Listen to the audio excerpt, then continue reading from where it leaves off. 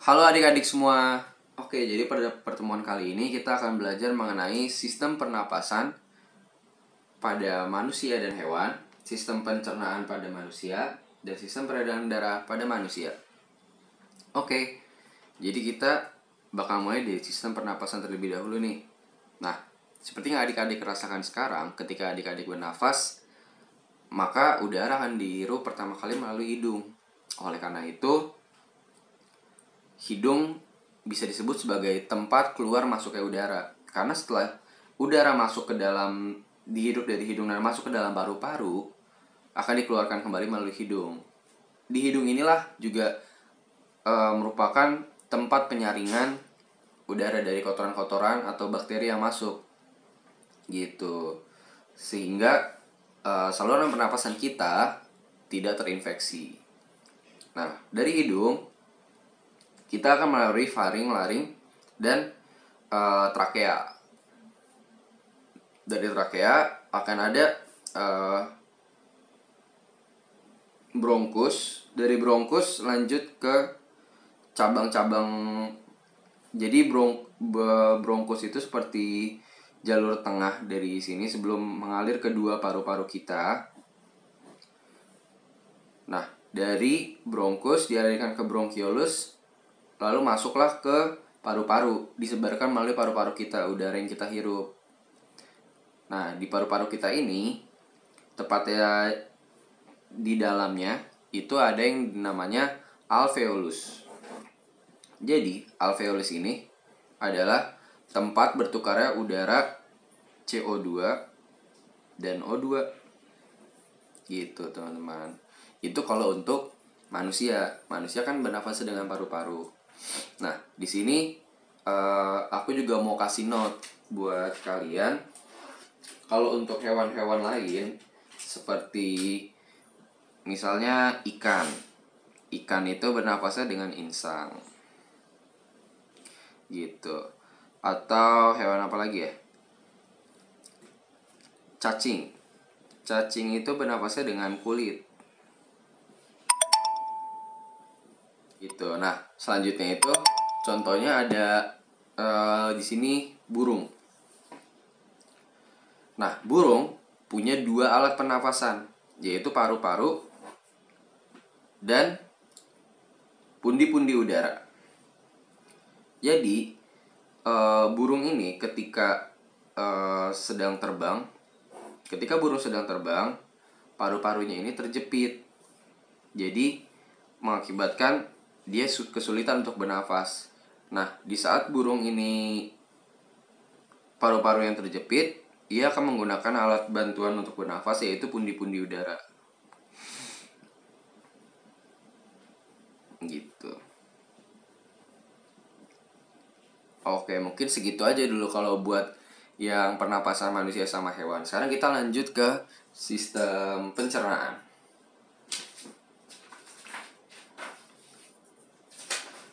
Nah, gini teman-teman, kalau di sistem pencernaan, jadi pertama kali makanan itu masuk melalui mulut dan melalui dua proses, yaitu proses pencernaan secara mekanika, yaitu dengan menggunakan gigi. Jadi di sini makanan dihancurkan dengan menggunakan gigi. Lalu yang kedua adalah kimiawi. Nah, kimiawi ini dengan menggunakan enzim. Enzim apa yang ada di mulut? Namanya adalah enzim amilase petialin. Amilase petialin. Fungsinya untuk mengubah amilum menjadi glukosa. Gitu, teman-teman. Nah, jadi dua proses. Ingat ya, adik-adik, dua proses. Nah, jadi yang pertama itu dihancurkan dengan menggunakan gigi kita. Lalu ada enzim juga dari air liur di mulut kita, sehingga bisa mengolah makanan tersebut. Dari situ kita langsung masuk ke kerongkongan. Ya. Nah, di kerongkongan ini ada gerakan mendorong gitu agar bisa tertelan ke dalam lambung dan makin turun, didorong ke bawah dan diremas makanannya itu ke bawah. Nah, gaya tersebut disebut gaya peristaltik. Peristaltik. Tujuannya adalah untuk mendorong dan meremas makanan ke dalam lambung. Itu hanya ada di kerongkongan. Gitu. Nah, di lambung ini enzim akan bekerja lagi nih. Berarti di lambung hanya ada proses secara kimiawi karena enzim. Jadi gini adik-adik, kata kuncinya itu adalah kalau melibatkan enzim, berarti yang bekerja di sana hanyalah kimiawi. Gitu. Sementara kalau mekanika itu lebih seperti yang secara fisik gitu. Nah, di lambung ini juga enzim ada banyak. Ada pepsin, tujuannya buat mengubah pepton menjadi pepsinogen. Dan ada juga enzim HCl. Nah, enzim HCl ini gunanya untuk membunuh kuman. Jadi, makanan yang kemungkinan masih kotor akan dibunuh kuman-kuman yang terkandung dalam makanan tersebut di sini.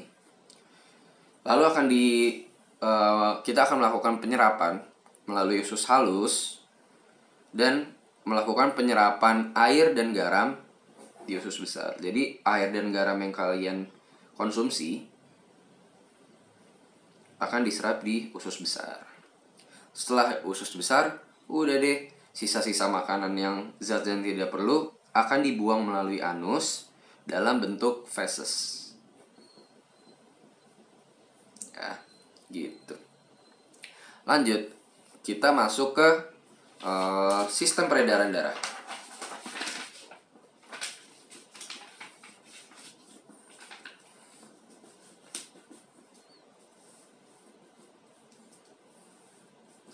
Nah, di sistem peredaran darah ini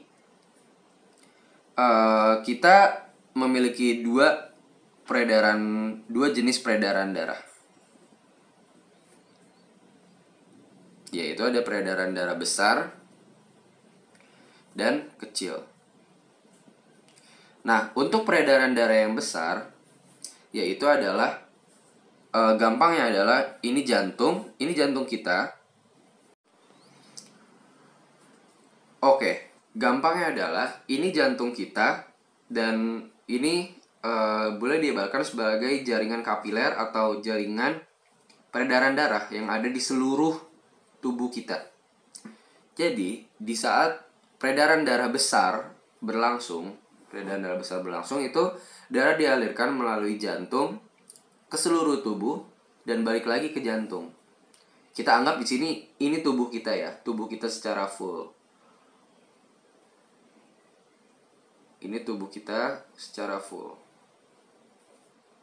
Nah, sementara peredaran darah kecil seperti apa? Jadi peredaran darah kecil itu jantung memompa darah dari jantung ke paru-paru.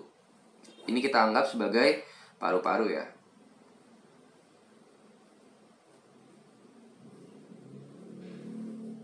Misalnya ini paru-paru. Gitu. Nah, lalu dari paru-paru dialirkan lagi ke jantung. Begitu. Nah, sementara jantung ini sendiri apabila dibedah, jantung itu memiliki 4 ruangan. Misal ini jantung ya. Misal ini jantung, yaitu ada ruangan 1, 2, dan 3. 4. Nah, kita gampangnya kalau belajar mengenai ruangan di jantung, kita tulis aja dulu di sini. Kaki. Apa tuh kaki? K itu kanan, Ki itu kiri. Nah, yang bagian atas dari jantung ini disebut serambi. Bagian bawah bilik. Jadi ketika ditanya, 1 adalah serambi kanan, 2 adalah serambi kiri, 3 adalah bilik kanan, 4 adalah bilik kiri. Oke, mungkin sekian dulu teman-teman pembelajarannya hari ini. Setelah habis ini akan ada latihan soal. Terima kasih atas perhatiannya. Wassalamualaikum warahmatullahi wabarakatuh. Semangat teman-teman.